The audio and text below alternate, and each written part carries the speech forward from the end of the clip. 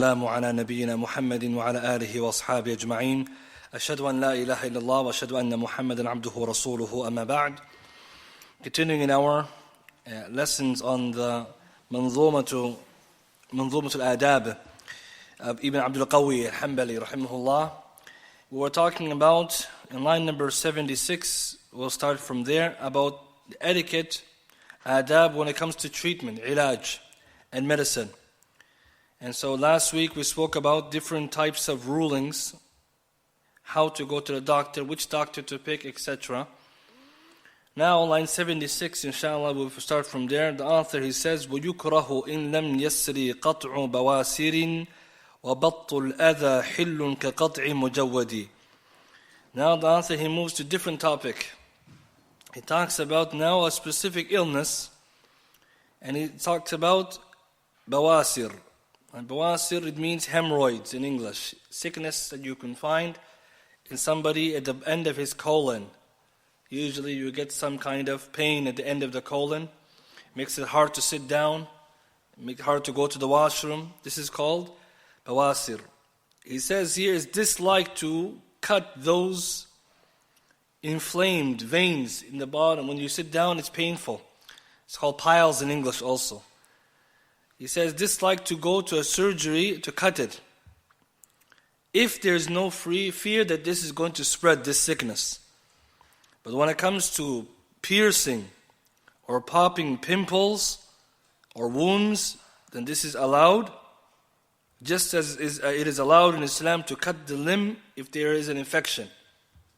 So now the Shaykh added a number of issues together. We'll separate them one by one. First, we have this issue, bawasir. This is a sickness, hemorrhoids, they call it, or piles. The veins at the end of the colon, it become inflamed. So somebody cannot use the washroom, it hurts, or the blood sometimes comes. Or when they sit down, there's a pain. This kind of sickness, it happens to some people, not everybody. And the Sahaba, they knew about this one, this sickness. Hadith Imran ibn Hussein radiyallahu ta'ala anhu قال كانت بي بواسير. I used to have at one time the sickness of bawasir. Alright, bawasir, we said is a sickness at the end of the person's colon. So when he's using the washroom, there's a pain because the veins become infected. So Nabi sallallahu alayhi wasallam, he asked him about how to pray salah when you have this sickness. قال عليه الصلاة والسلام صلي قائما فإن لم تستطع فبقاعدا فإن لم تستطع فعلى جنب. And we know this hadith. Stand up, pray standing. If you can't, then sitting. If you can't, then on your side. But this was the sickness. And the ulama have discussion. Does this kind of sickness stop you from standing? It's khilaf or mawdu' kharij, it's outside this subject. But this sickness, how do you cure it? There's many ways you can cure it. One of them, you can take a medicine. Or you can go to the doctor and he have a special surgery. So the author, Ibn Abdul Qaadir rahimahullah, he says, وَيُكْرَهُ إِن لَمْ يَسْرِ قَطْعُ بَوَاسِرٍ. It is disliked to cut the veins at the end of the colon, at the beginning of the rectum, to cut those veins, unless there's a fear that the hemorrhoids are going to spread. Usually what happens is that the sickness will become inflamed, like the veins, then they will stop, then they'll come back like this. Sometimes you have it, sometimes you don't have it. So why is it disliked to cut it? So here we have to understand, because if you cut it, the veins down there, a lot of blood's going to come, maybe you die from a lot of bleeding. This is the illah. The Hanabila, they hold the view that there's three positions. As mentioned by Alamat al-Buhuti in his kitab, Kashaf al-Qina'. He says, there's three views, are summarized. Number one, it's haram to do this, to get a surgery to cure the sickness, because if you do the surgery, cutting the veins, yukhsha halak. The blood will keep coming, maybe you're going to die. Second situation, it's halal. And then when somebody is afraid that he's going to die anyways from the spread of the hemorrhoids, he has to go get it cured, even if the doctor has to cut those veins. And the third view is makruh. It's makruh to do that. Then, this was in the past. But nowadays, it's not such a big deal. People, maybe they have it, they don't even know. So the ulama, they said that time it was makruh because of the circumstance. We didn't know how to cure it except for this. So Shaykh Ibn Uthaymeen, rahimahullah, in his Al-Sharh Al-Mumti', volume 8, page 313, he says, that was the past. The ulama used to say it's haram to cut the veins or to have a treatment or surgery because of the fear of blood. But today he says, وقت الحاضر أصبحت هذه العملية عملية بسيطة. Nowadays the surgery is very simple. You go to the doctor, he can do it in the doctor's office. He can do it. They have a special tool. They have special ways to deal with it, or to give you medication. It's very simple. So Shaykh said, therefore, today there's no khatar, there's no fear. So that time is makruh. Now it's not makruh, because we know the qa'idah, al-hukm yaduru ma'illatihi wujudan adama. That time, the illah was, if you cut the vein, you're going to die. Now the illah is gone because the surgery is easy, simple, safe. So inshallah, there's no harm in that. If somebody have the sickness, he can take it away however is easy for him. Second mawdu', now the author, he moves to, if somebody has a cut in his hand, or he have a pimple in his face, or something, can he poke it? Can he pop it and all the liquid or the blood comes out, or all of this? Here the Shaykh says there's no tahrim, no karahiyah. Somebody has a pimple, he can pop it. If he has a cut, a wound, he can rip it open. It's up to him. There's not haram. Usually, the doctors, they say it's not good to do that. If you have pimples to pop, because it can leave a scar. But someone, if he wanted to do it, it's his business. It's not haram. So difference between the first subject and this one.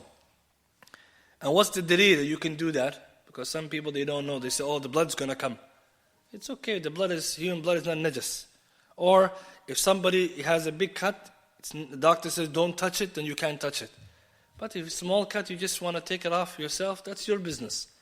وحديث في البخاري أثر وعاصر ابن عمر بثرة فخرج منها الدم ولم يتوضأ. Bukhari رحمه الله, and Bukhari في الصحيح, he has under one bab, he has many athar about the wudu and the nawaqid wudu. He has this athar. It's sahih according to the ulama. وعاصر ابن عمر بثرة. Ibn Umar poked one of the pimples. The blood came out and he went for the salah. He didn't make wudu. The blood doesn't break the wudu. Some of the fuqaha, they have khilaf. Dam kathir, dam qalil. Like qawl al-sahih, dam kathir doesn't even break the wudu. Why? Because we have the practice of the Sahaba. Umar radiallahu anhu, when he died, we know he gets stabbed in Salat al-Fajr. And then Muwatta Malik brings the narration. After he fell, they carried him, he woke up, he missed the Fajr because he got stabbed. He prayed and the blood was coming. So the ulama said, this is Sahaba, they used to do this a lot. The jihad, fi sabilillah, they get hit in the arm, arrow, and they prayed. But the benefit we take, Ibn Umar, he popped the pimple himself. That's his business. So it's not haram. The Shaykh says this is allowed if you want to do it. Is it recommended? The doctors, they say it's not something good, but it's your choice. Like he gives you the hukum so you know it's not the same.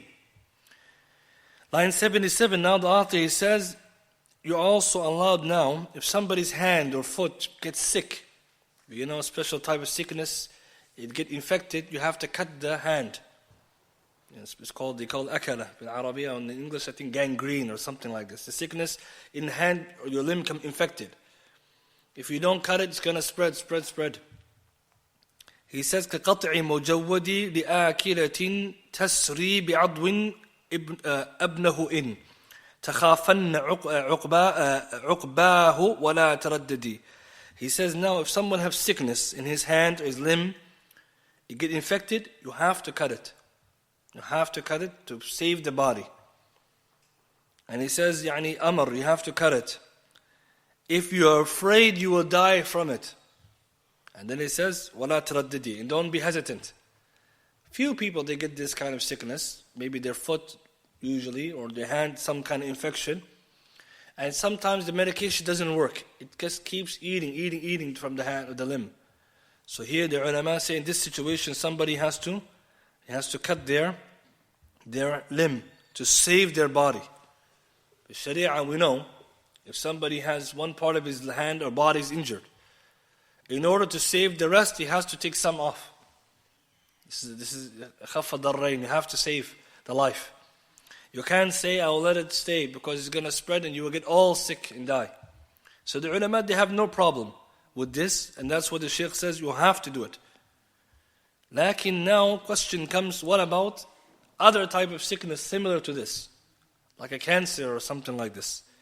So before we get there, in the past, it was known, some of the Salaf, they had this kind of sickness. And we mentioned the qissa of Urwa bin Zubayr, radiyallahu ta'ala anhu. Rahimahullah, he was tabi'i, like his father was sahabi, radiyallahu ta'ala anhu. Urwa, we know he's Imam, he's the relative Aisha, radiyallahu ta'ala anha. It's mentioned in his lifetime that he got the sickness, this infection on his leg.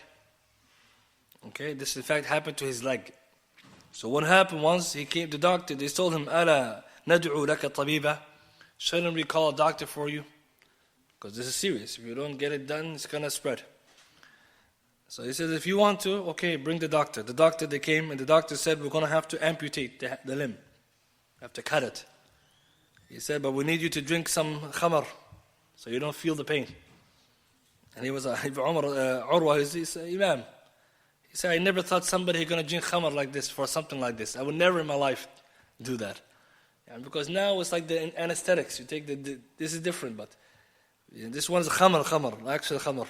Because that time, if somebody needed something, either you give khamar or benj. Benj is anesthetic. That one's hukum halal. And you don't mix the two. Khamar is khamar, like wine, beer, haram. This one is different. The one we use in the hospital when you get sick, morphine or give you those things, fuqaha, our time they allow it because of the darura. But this one is khamar. Even if he had no choice, you could argue maybe he have to take it. He said, I don't want to take it. What I will do, when they brought him the knife and the sword to cut from his knee down, he said, I'm going to pray the salah, and when I'm in the salah, cut my leg. I won't feel it. Allahu Akbar.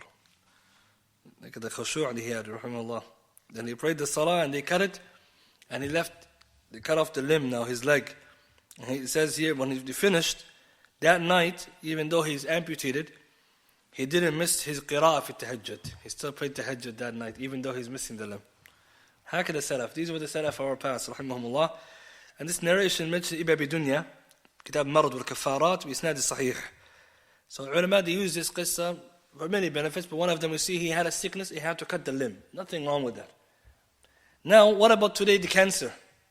Because this one that was the old sickness. Now we have saratan. What do we do with the cancer? Shaykh Ibn Uthaymin fi Sharh al-Mumti', he talked about this issue.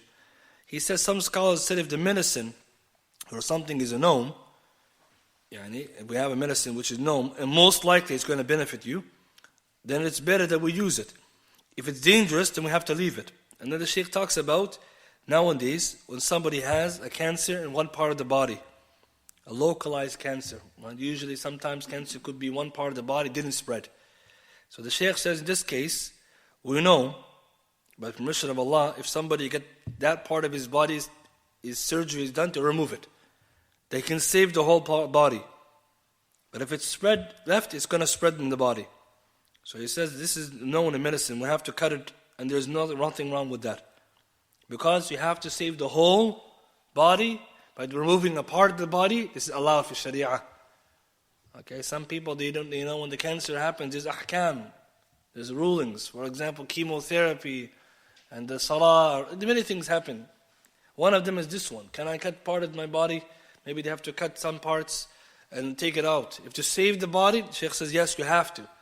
What's the dalil now? Where did he get this qiyas? He used the story of Qaadir and Musa.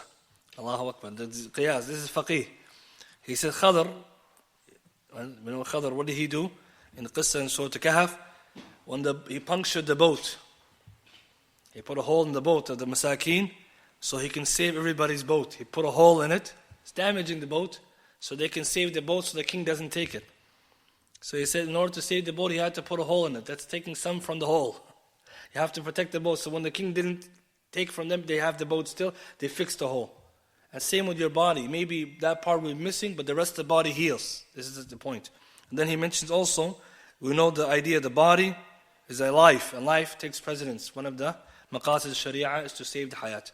So here we see the ulama, they mention this, volume 3, page 233, Kitab al-Sharh al-Mumti', because some people, when it comes to those issues, they have to know, alhamdulillah, fuqaha, they have given us the ruling to do this, because it's not an easy situation. When you tell doctors, I have to cut this, I have to do this, but if it's to save your life, you have to do it, and this is what the Imam, Ibn Abdul Qawwi is telling us, because if you're afraid the sickness is spreading, you have to save your life.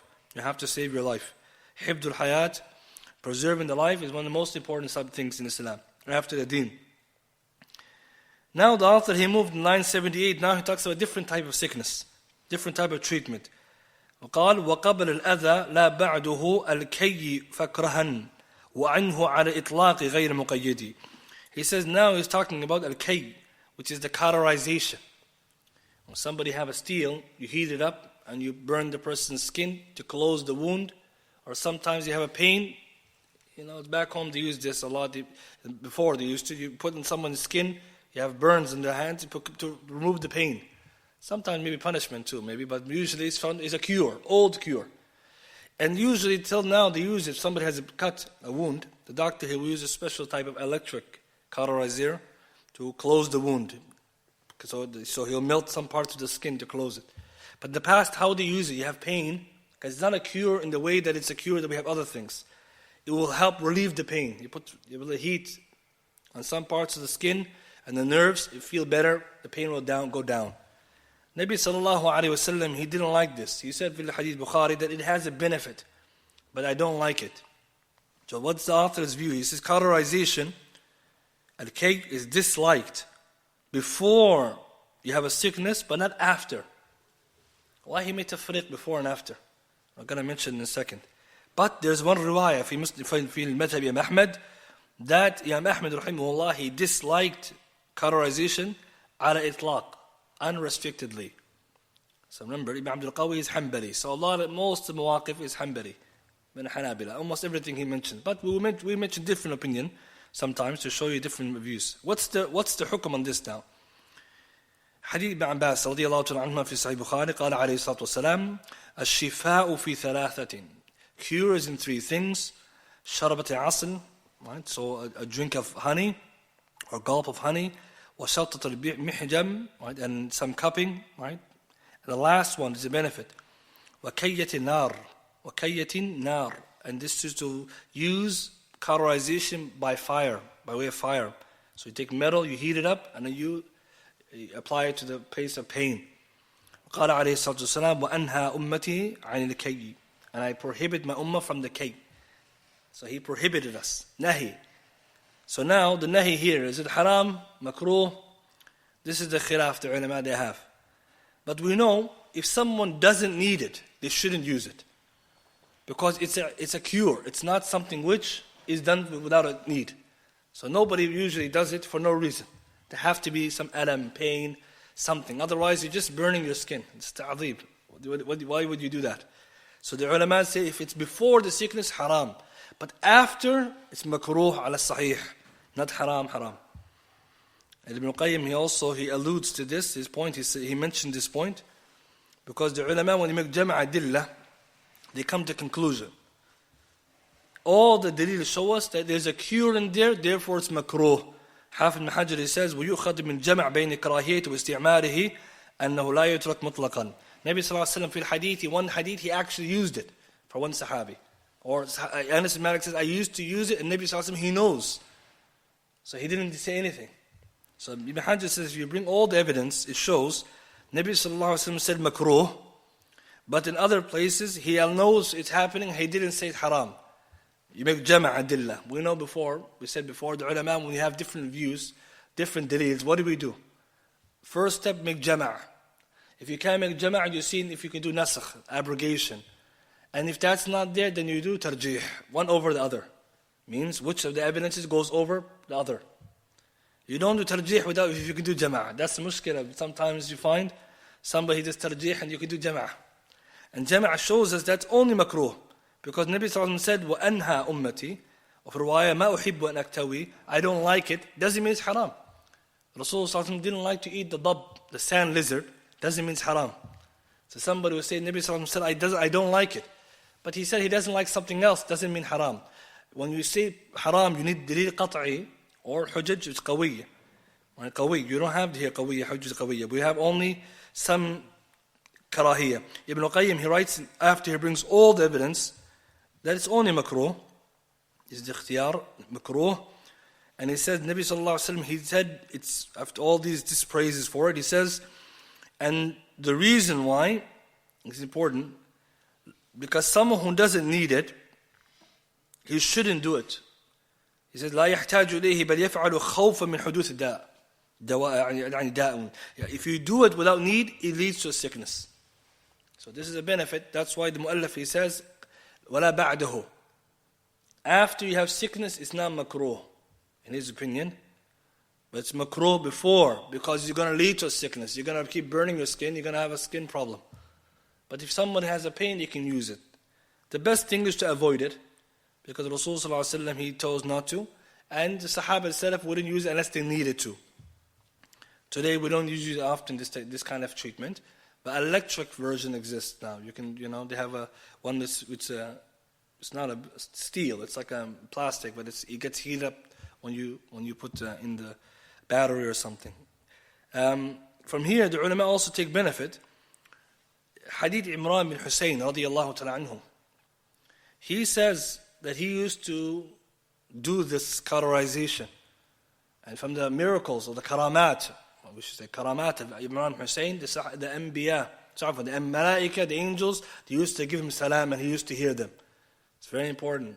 Sahih Muslim, Imran Hussein says, I used to hear the salam of the angels. Okay, this is from the karamat. We know Sahaba, they have karamat. Righteous people can get it. He says, when I started doing this, they stopped giving me salam. That's another ishara. Why? Because it's not something good. Even if you said it's allowed, he said, I stopped doing it and I can hear the salam again. So from here, some of the ulama said that best to avoid it if someone doesn't need it. Nowadays, it's very often less likely to be used. So it's not a big deal. But you can see the hukum, the Shaykh has mentioned, because in his time is more prevalent than it is our time. Fa'idah, we mentioned now a benefit connected to this. When Rasul sallallahu alayhi wa sallam says, وَأَنْهَا أُمَّتِي عَنِ الْكَيِّ النَّهِي, what's the hukum al-nahi? Is it tahreem or is it karahiyah? This we have to understand fil usul. The ulama, they mentioned, we studied this before, when it comes to usul fiqh, if the Prophet sallallahu alayhi wa sallam forbade something, the original ruling then is haram. But that's not always the case. So remember the rule. The rule in according to usul fiqh, if the Prophet sallallahu alaihi wasallam or Allah subhanahu wa ta'ala in the Quran commands you something, it means wajib. If it prohibits you something, it means prohibited, haram. Unless we have evidence to suggest otherwise. That's why you have mustahab, recommended, or haram can become makruh. With that being said, makruh is 3 types. This is the fact I want to add. When you hear the ulama say something's makruh, fihi karahiyah, what does that mean, karahiyah? What is makruh? 3 types. Right? 3 types. Now, of course, if you add the understanding of the Hanaf, and more, but we're not going to add that to confuse anyone. 3 types. First, something could be makruh, which is khafif, a light dislike. A light version of dislike. This is from usul. Usul of fiqh. It helps you when you read the books of the ulama. Karahiyah to khafif. Khafifa, it's called khilaf al-awla. If you're Hanbali, you know this word. Because usually the Hanabila, they use this. Khilaf al-awla. What does that mean? It means it's not disliked. It's a light dislike. For example, if Allah commands something to be done, and you didn't do it, this they call khilaf al-awla. For example, praying 2 rak'ah after Maghrib. This is sunnah, right? The sunnah teaches us it's good to do this. If I didn't pray it, did I do something makruh?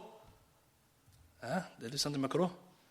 Not in the truest meaning of it, but khilaf al-awla. I went against that which is more deserving. That's khilaf al-awla. That's why the Hanabila, they hold the view, marrying 4 wives, khilaf al-awla. What does that mean? In Sharia, Allah subhanahu wa ta'ala tells us, مثنى وثلاث ورباع. But if someone didn't marry 2, 3, 4, is he doing something makruh? Khilaf al-awla. They say you're not doing the best. Because what if Allah commanded something, recommended something, and you didn't do it, then you only fell into that category. Second category is the karahiyah that most of us know. Makruh tanzihi. This is called tanzih. Makruh tanzih or karahiyah tanzih. This is the one most of the times when you hear makruh, this is what it means. It's shadid. Karahiyah shadida. And how do you know something is makruh? Makruh. Meaning that if you stay away from it, you get hasana. If you do it, you don't get sin. If the hadith says, Naha Rasul sallallahu alayhi wa sallam, Prophet forbade it, Allah forbade it, And there's no proof that it's haram. Means it's not a clear cut, but it's a dislike in the sense that it's better not to do it. And usually the ulama, they explain to us. Makruh means if you didn't do it, for Allah's sake, you get hasanah, a good deed. This kind of makruh is called tanzih because it's better to avoid it. See, this is makruh most of us understand. And the last one is the makruh tahrimi. Makruh or karahiyat tahrimi. This one is haram. It's makruh, but it's haram. And most people don't know that. So, for example, here the Prophet said, I forbid you from cauterizing. Is it the second category or the third category? Scholars have to explain to us and investigate. But the third category means that sometimes something's makruh and it's haram. And people don't know that. They say, it's makruh. I'll give you a method. Right? Most of the ulama, they mention smoking is haram. But the madhab of the Ahnaf, the Hanafi madhab, it's makruh. Some people are still following this view maybe. But they didn't get it. The Hanafis didn't say it's makruh, makruh tahrimi. That's what they meant. Some people say, oh, the Hanafis said. The Hanafis didn't say it's haram, they say you get sin. So some people, they're just reading wrong. And the asl of the word makruh, according to the Salaf, if any of the Imams in the past, 4 Imams, and after, usually Salaf, they say makruh, it means haram. Because ayah in Surah Isra, all of that Allah says of sins are in the sight of Allah makruha. They use this ayah in Surah Isra, means asl makruh, and in the Salaf is haram. So you have 3 types. Makruh, which is light, a dislike, which is light, a dislike, which is a little bit heavier, and one that's haram. How do you know the difference between second and third category? Usually you have to find other evidences and you have to leave it to the people of knowledge. So they're very important. The first category is light, second one heavier, third one not allowed. And some people, when they hear makruh, they think it's all the same. It's not the same, you have to differentiate. On top of this, the ulama, when they talk about this, now we come back to this hadith. وَأَنْهَا أُمَّتِي عَنِ الْكَيِّ I prohibit my ummah from cauterizing. How do I know it's haram or not? Here we say it's not haram. Why? Anas ibn Malik did it. And the Prophet knew about it and he didn't make it haram. Makes sense? So the ulama, that's how they got to the idea that's just a regular type of dislike. This is a benefit from the angle of usul for those people who want to have that, because later on you can help you understand the ulama and their fatawa when they're speaking. Inshallah, we move to the next line. The author talks about ruqya now. He says, كَذَاكَ الرُّقَى إِلَّا بِآيٍ وَمَا رُوِي. He says now, it's disliked to do ruqya, right, with anything but the ayah of the Quran or that which is reported from Rasul sallallahu alaihi wasallam. When you're doing ruqya, you have 2 things you can do. 2 sources. Ayat in the Quran or dua that Rasul sallallahu alaihi wasallam taught us. You shouldn't make up your own, but if you did, as long as the Quran didn't prohibit it. But those are the sources. How do you know how to do ruqya, right? You check those sources. Down the Shaykh says after that, فَالتَّعْلِيقُ ذِي حِلٍّ كَكَتْبٍ لِوُلَّدِ. Now he says the third part. You can do ruqya, but now this is a third type of ruqya people do. When they hang things on their neck, on the wall, on their children. Ta'liq, right? They do this kind of ta'liq, they give them. Right? Ta'weez, is something they call other things, right? The names for it. You hang ayat of the Quran on the neck of the children. Or you put the Quran on the ayat of the Quran on your rear view mirror or inside your car or something like this. People do a lot of this. Is this haram or halal? The Shaykh, his view is not haram. Because if you're putting Quran ayat or a hadith, then this is allowed. But if you hang something else, weird statements, mixed up things, this is shirk. For example, sometimes somebody will give you something, say, put this in your car, put it in your house. You open it, something, who knows what it is. Shirk, sihr. That one is shirk. We're not talking about that. We're talking about taking ayatul Quran, ayatul Kursi, and you put on the neck of your children. Falaq al-nas, to protect them. Some of the ulama, they have 2 opinions here. Because they differed. Why? Because we're talking about the Quran. Quran is kalamullah, Allah's speech. You're allowed to use the Quran for protection. But is this the best way to do it? That's the question. So, to summarize, the ulama have 2 opinions. One group said it's allowed because they're using Quran and using hadith. A group of big imams, they held this view. And many of the Salaf, earlier scholars, they held that view. From Hatta fi Sahaba, Ibn Amr, Abdullah ibn Amr As. There's also Ruwaif Ma'aisha and others, they allowed this. Ibn Mas'ud, if you write down ayat of the Quran, not talking about strange symbols, Nowadays you go to somebody, he's going to give you something in a bag, or and say, this is, put it on your neck. You open it, Allah knows what's there. That's not allowed. We're not talking about that one. We're talking ayat. Second opinion, it's not allowed. Not because it's Quran or Sunnah, because Rasul didn't do it like that. This is the best opinion. Yes, the Quran protects you, but how do you protect you with the Quran? You hang it or you read it. You read it. That's why the best way to get, even though someone he did it, he's not doing haram. But the better is to read the ayat. For example, when you're in the car, do your dua. When you're out to your house, dua. When you're coming in, ayatul kursi your home. This is the best. Rasul taught us how to do ruqyah. We don't have any proof. He did it this way.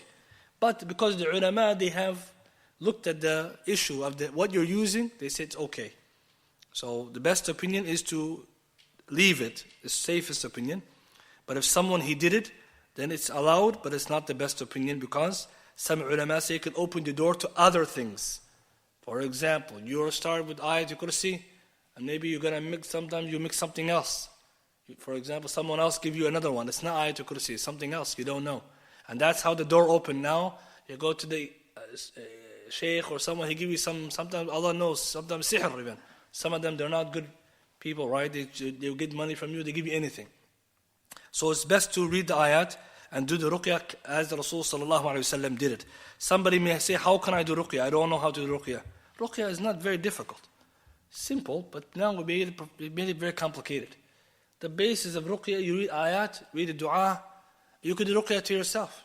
You read ayat, for example, Surah Fatiha, that's the asl. Abu Sa'id al-Khudri, Nabi sallallahu alayhi wa sallam told me, وَمَا يُدْرِيكَ أَنَّهَا ruqyah. How do you know Fatiha is ruqyah? You read Fatiha, you blow it on your body. Falaq al-Nas, you blow it on your body. Everyone knows this. But the problem is that people say, I'm not Raqi, I have to go to Raqi. Now the Raqi is taking big money. And people are complaining now. Now everyone's learning how to ruqyah. Because the price is going up. The better way to do it yourself. It's safer. And also, if you know the way to do it, just and put your trust in Allah. Ruqyah is not as hard as people make it. But if someone needs professional help because maybe they have a jinn in them, it's not easy, then you can go to the professional. He's going to help you. And that one, he knows how to do it. Because sometimes you yourself, you don't know how to, or maybe you're affected. You can't even do the ayat or read the Quran. So that's the issue. So the best way to teach the kids too is not putting things on their neck, but teaching them how to read it. Because when they get older, sometimes, we put it in the wall for them, and then when they get older, they forget. Some of the ulama also say if you hang the ayat in the wall, sometimes you're doing you want to do ruqyah, but in the house, you're doing bad things in there. Maybe you're playing a movie or a show, and the Quran is underneath there. It's not good, they said. This is disrespect for the Quran. So better to avoid it and close the door, because nowadays this is a big topic. Inshallah, we'll finish with the next 3 lines. The author now he moved to the topic about animals. Now he's talking about medicine for the animals, how to deal with the hayawanat. Because in Islam, we have rules for everything, alhamdulillah. How do we treat the animals? Next week we'll talk more about it, but here he talks about medicine. So the first thing he mentions for the animals, وَحَلِّ بِغَيْرِ الْوَجْهِ وَاسْمُ بَهَائِمٍ. He says, it is permissible to brand the animal. Branding is when you take the heat on an iron and you put it on the side of the animal to mark it. You mark the animal with the heat when you put a mark. Usually it's a burning into the skin of the animal. It's called branding. وَاسْمُ بَهَائِمٍ. وَفِي الْأَشْهُرِ إِكْرَهْ جَزَّ ذَيْلٍ مُمَدِّدِ. Now he goes second topic. So first one, what's the ruling on branding the animal? Putting heating iron and then putting this mark on the skin of the animal. The ulama, the majority said it's permissible. Why? Because Rasulullah sallallahu alaihi wasallam, he did it. For example, one hadith, there's zakat, animals for zakat. We studied before, there's animal, one of the categories, zakat is hayawanat. You have a cow, you have a camel, you have a goat. What do? You collect them. But now you have other ones who is not zakat. If the one from the zakat runs with the other one, how do you know which one is zakat? You can't steal somebody else's camel. You have to know this one is zakat, this is not so. Rasulullah one day he was branding the zakat animals. This one is zakat, this one is zakat. So now if you run away, okay, this is zakat. Because otherwise somebody pays zakat, then he run away, he didn't pay zakat. You get it back, or you take his. So this is allowed. Hadith, Nabi sallallahu alaihi wasallam, one day he passed by himar, a donkey, somebody he put the brand on the face. This is haram. You can't brand the face of anyone, animal or human. Right? So Rasul said, لَعَنَ اللَّهُ مَنْ وَسَّمَهُ. May Allah curse the one who did it. Branding the face of the animal is haram. Branding the face of a human is haram. The face is honorable. So this is the hadith shows other than the face. Imam Nawawi, he says, it's recommended to brand the ghanam, the sheep, and also to put a mark on the ears of the cows and the camels and the likes, right? Because of like we said, for the zakat and other reasons also, right? To protect them, because this is for the poor and needy.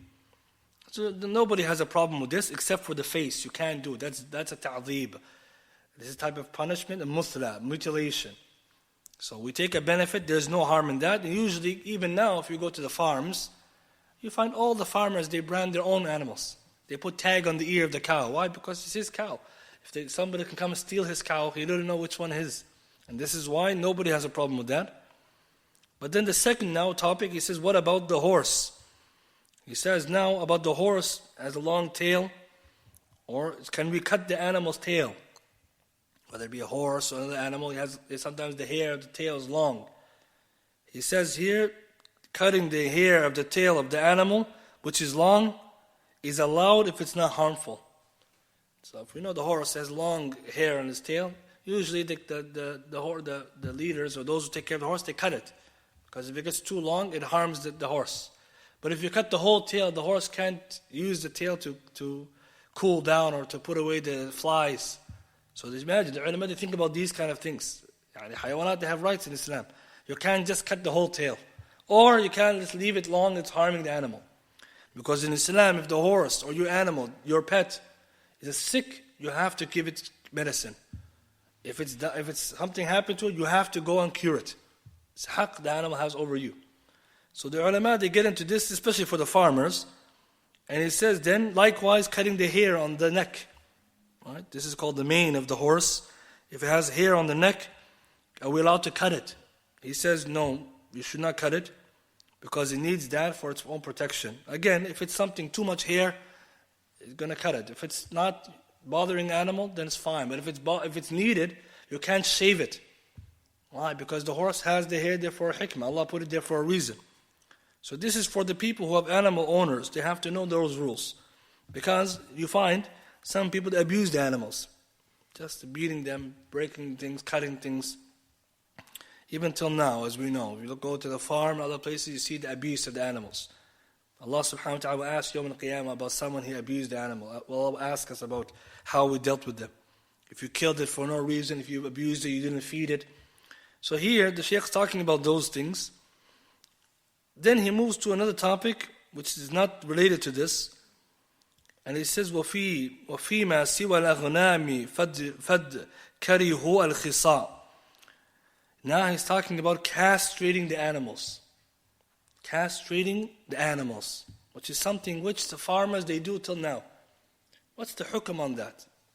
Because it's very interesting to see that the ulama in the books of fiqh, they talk about this, and they say this is an issue of khilaf. Why? لِتَعْذِيبِهِ مَنْهِيِّ عَنْهُ بِالْمُسْنَدِ.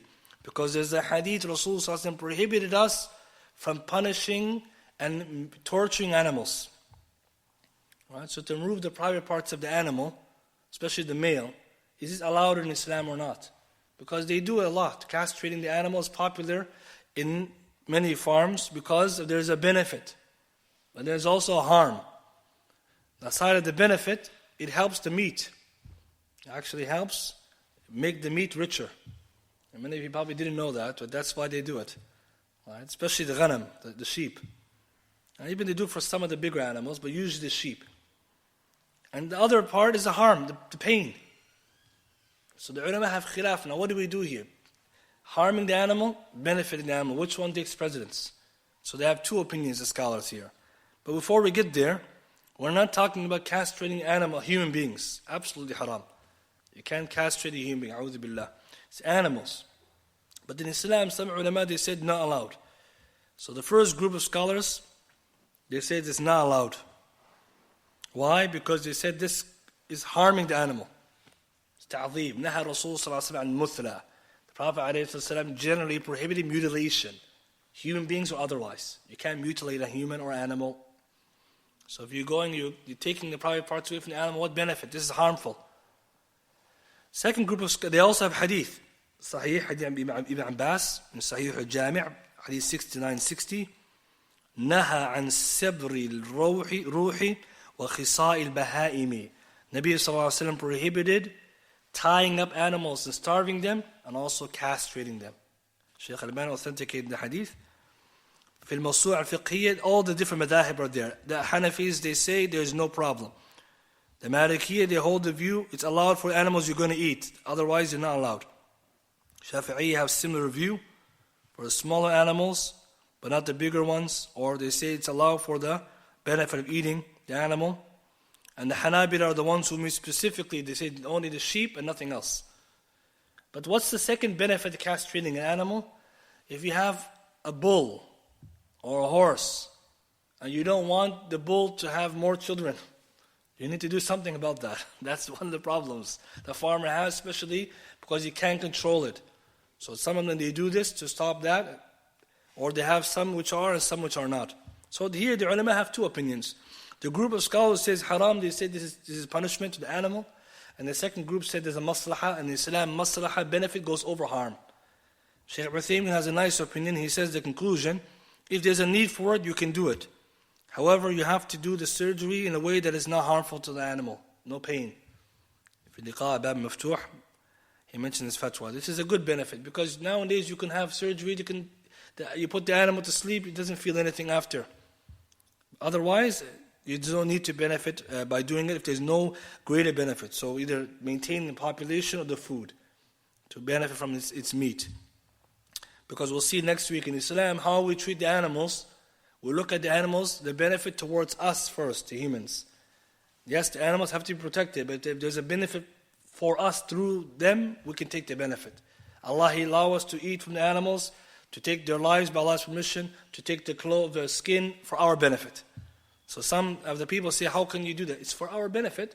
And till today, people, they do it. Most of the world, like we said, farmers, they have some kind of procedure to decide what time to do it and when not to do it. Right? So there's nothing harm in that. Here, as a side benefit, it's not related to this topic, but Imam, maybe we'll mention actually in the next one. So line number 83 now, the author, when he mentioned this, castration is only for talking with animals, not human beings. That's absolutely prohibited. Right? Even though it happened in the past, a'udhu billah, people were punished like this. This is un-Islamic, absolutely. That's a torture. Torture is haram in Islam. The Shaykh now he moves to the next part, which is cutting the horns of the animals. وَقَطْعُ الْقُرُونِ وَالْآذَانِ وَشَقُّهَا بِلَا ضَرَرٍ تَغْيِيرُ خَلْقٍ مُعَوَّدٍ.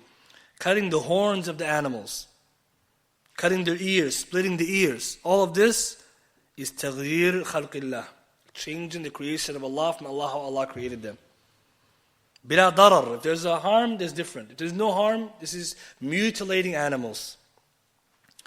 And why is this important? Because Shaitan promised to Allah that He's going to make human beings do that.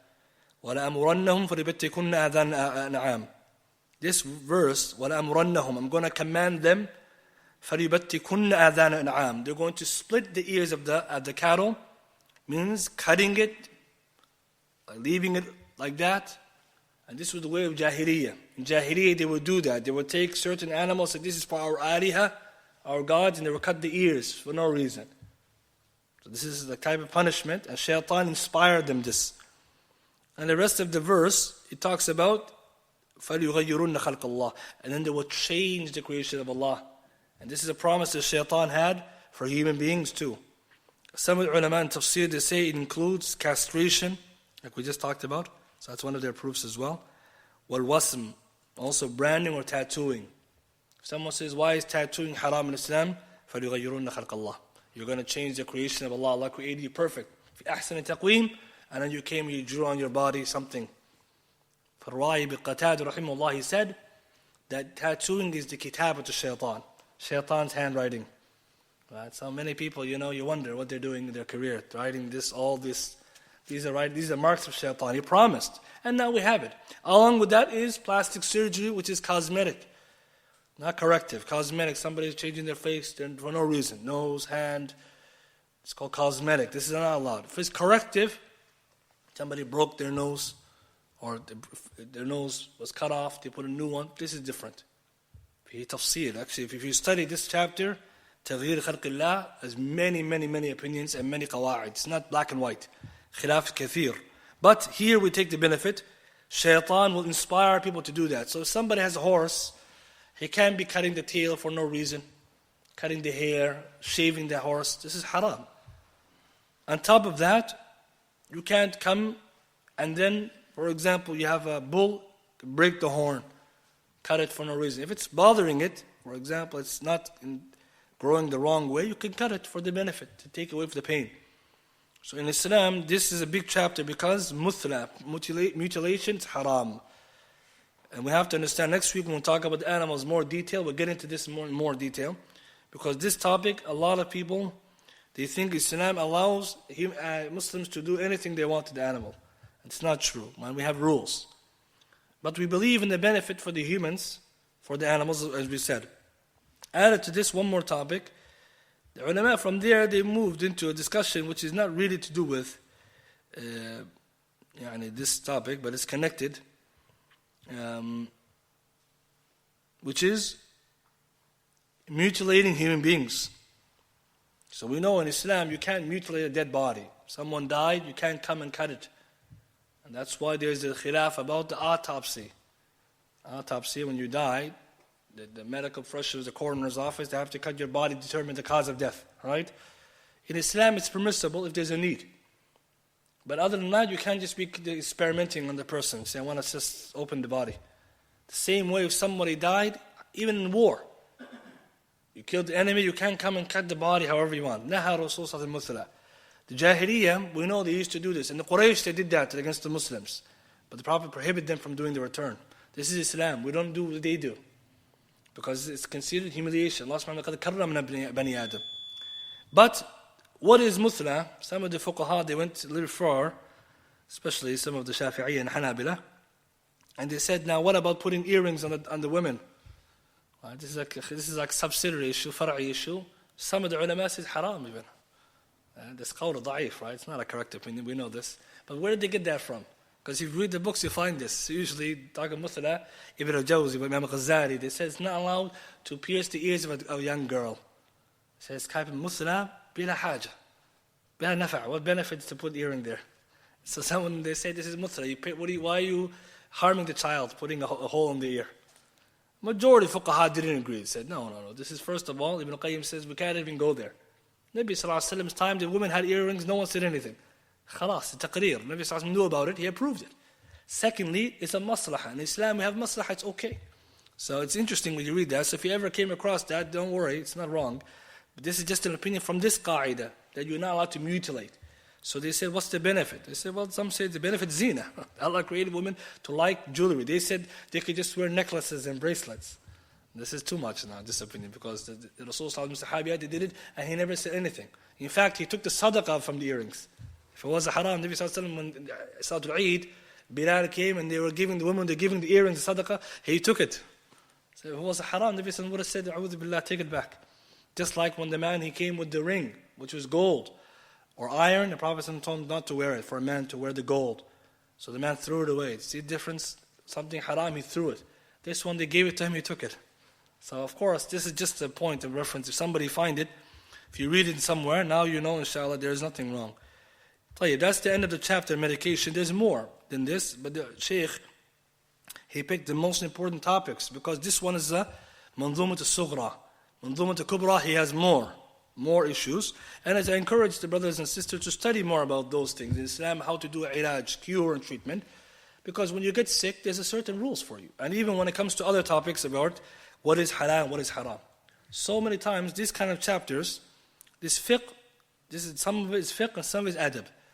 So here we're talking about adab, but as you see, some of the chapters is actually mu'amalat. So one of the biggest things the ulama, they encourage, scholars, they always encourage the people, study the fiqh of mu'amalat, the fiqh of mutual dealings. Fiqh is 4 chapters, we said generally, but you can divide all of fiqh into 2 of them. Fiqh al-ibadat and fiqh al-mu'amalat. Fiqh al-ibadat is the salah, the Hajj, right? This is ibadah, worship, zakat. Most of us, we know the fiqh al-ibadat. Fiqh mu'amalat, money and business, medicine, loans. A lot of people, they just skip that. The funny thing is, most of your life, which one do you need? Are you praying 24 hours a day?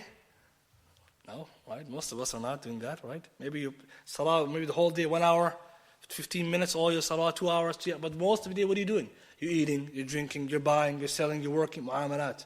So this subject is encouragement to study more of it, because you also learn, number one, what the ahkam are, but number two, the wisdom, mahasin Islam. You will love the rulings of Islam because it comes with justice. Inshallah, we'll end with this because the salah time is close. Some questions here. Is it permissible to do treatment in general as prevention? In Islam, you're allowed to prevent sickness before it's coming. So for example, if somebody he knows, if I eat this kind of food every day, I will be healthy, it's good to do it. Same when the Nabi Sallallahu Alaihi Wasallam told us, 7 dates every morning, ajwa, or medini dates, it protects against harm and poison, or magic and poison. This is hadith, teaches us you can prevent sicknesses before it comes. So there's nothing wrong from that to do that. Some people think only I get cured when I get sick. No, you take prevention. Preventative measure is fine. Question says, is it permissible for women to wear jewelry in public, rings and bracelets? In Islam, when in public, women are not allowed to show their jewelry. But the only ones that they are allowed to show is that which is إِلَّا مَا ظَهَرَ مِنْهَا. It's a big khilaf. What's إِلَّا مَا ظَهَرَ مِنْهَا? Some of them say it's kuhul in their eyes, and that's it. Right? Because that's you can't hide. Or the shak at the body, for example, you can't hide the fact that she's wearing clothes or she has shoes. That's dahir. But in terms of the zina, bracelets up, they have to cover it with the hijab. So that's a mistake some women they do. They wear the hijab and they wear the necklace. Remember Dhahabi Kitab al-Kabair, he said this is one of the biggest, this is tabarruj, part of it, to show off the body, to wear the zina. Because what's the hijab supposed to do? Cover the zina. So if you have rings, you cover them. Or you have a bracelet, you hide it underneath the sleeve, like this. But in Islam, that's why the Sahabi, they had it on, but you couldn't see it. So it's very important, because some of the ulama, they say, then what about that which you can't avoid? Fi khilaf, it's true. Some fuqaha understood the ayah to mean the jewelry too. It's a khilaf, a little bit longer discussion. But there is two opinions. But the safest one, to hide it and cover it. إِلَّا مَنْ ظَهَرَ مِنْهَا كُحُلٌ. And that which, for example, if a woman, for example, she gives something and something came, for example, she's giving something and then you can see her bracelet, she covers it, but sometimes it happens. But the point is, this is something to be hidden. This is the best. And this is the understand, because some of the fuqaha said it's allowed from the ayah in Surah Nur, some said no, this is zina. Allah told us to cover the zina. So this is the safest thing, because we know at the end of the day, all of this is going to bring other people towards, give her what's called attraction or attention. Anyone have any other question? Yes? Would cauterization also be disliked from the angle of they will not be from amongst 70,000 who will enter Jannah? So yes, the hadith about the 70,000 people who enter Jannah بغير حساب. بغير حساب. This hadith, it talks of people who ask for it. So ask for ruqya and then those who cauterize. So some ulama say, how do we deal with this hadith? This hadith says the people of that category, they don't do it. But what if you're not in that category? You're not those people who have a high level of tawakkul. So the highest level is you don't do ruqya except yourself. You don't ask anybody. You don't cauterize at all. You don't do any, so this is higher level. But then we're talking about the hukm am, general ruling. So the people who want to be at the higher level, they stay away from it. Because at the end it's makruh, not haram. That's what we're trying to come with. Yes? In terms of the three types of makruh, the makruh khafi, is it anything that's like sunnah mu'akkada that's left off? So they call this one khilaf al-awla. All it means, if something is recommended in Islam or commanded and you didn't do it. So if it's commanded, you have to do it. Wajib. We're talking recommended. If something is mustahab and you didn't do it even though it's good, they call it khilaf al-awla. You're doing less than that. You're doing not the most desirable thing.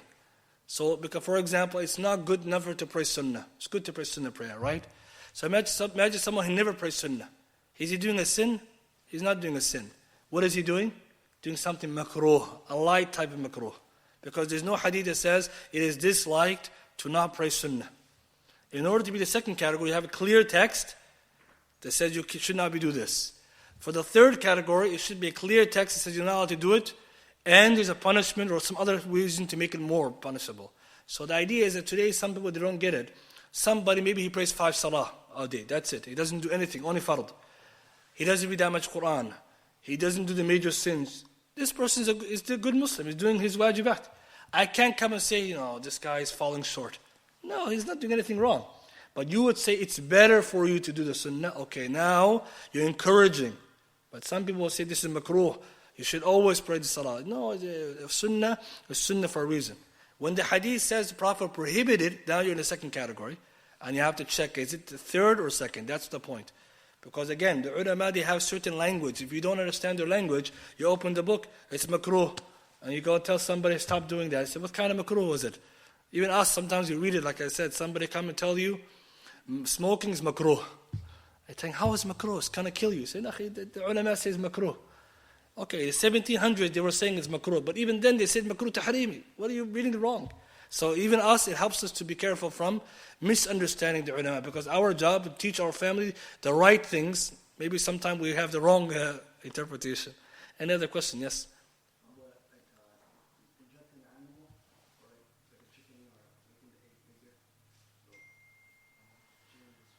So this one, when you're injecting the animal with the hormones and these things, it goes back to the harm. What we know from science, it's harmful to the animal to do that. So that way it should be avoided, because there's proof that this harms the animal. But some of it, sometimes it doesn't harm. Right? So maybe next week we'll take a look at it, because there's a discussion about hormones, the GMOs, all of those things. Because if you say it's harmful, yes, not Allah. But let's say there's a benefit. You make a bigger chicken. All of us, we like to eat a lot of chicken. A lot of beef, you don't want small. So there's an issue there to the ulama to talk about. But you're right. Ulama, they have to investigate based on the harm and the benefit. But again, you have to investigate more deeply. Yes? In terms of the castration, the Sheikh mentioned an exception of the sheep. So the Hanbalis, they hold that view. Castration is only allowed for the sheep, because it helps with the meat. But other fuqaha say, no, any meat you're going to eat, you can do it like that. So that was the Hanbali view. The Shafi'is, the Malikis, and the Hanafis, they say if you're going to eat the meat, you can castrate it if it's benefit. And that's closest to evidence. But you have to do it a nice way. You can't harm the animal. Because castration is still painful. So now it's easy with the science and technology, you could do it. Because every day in the farms, they do it. Right? They do it all the time. But they have to decide when do you have to do it, how you do it. Yes? In terms of, changing the thumb, like the creation, what was something like having braces or something fall into? Yeah, you see, this one, the discussion about the braces, this one, the ulama, they say it's allowed. And it's khilaf, right? Because some will say, how come it's allowed? Right? So I think I have to do a different lecture on that, Tafir Khalqillah, because there's at least 5 categories, I believe, of this. And it's not black and white. There's some complicated ones, and then some as everyone agrees. But they allow it, the ulama, the correct opinion is allowed, because this is corrective. Right? And it's not cosmetic. Because some will say, what if you're doing it for cosmetic reasons? Right? So that's why the general understood reason, it's corrective. Maybe another time we'll talk about this one. Because this topic, you have to teach the rules first, then the example. Otherwise, I'm going to confuse you. Inshallah, we'll stop with this much. I know it's Salah time. Next week, maybe inshallah, we'll do maybe after Isha, if we have more time. Because I know the time is less. If people are okay with that, we can do after Isha. Or maybe we can decide that. But inshallah, tomorrow we'll continue. Subhanakallahumma bihamdik. Ashhadu an la ilaha illa anta astaghfiruka wa atubu ilaik.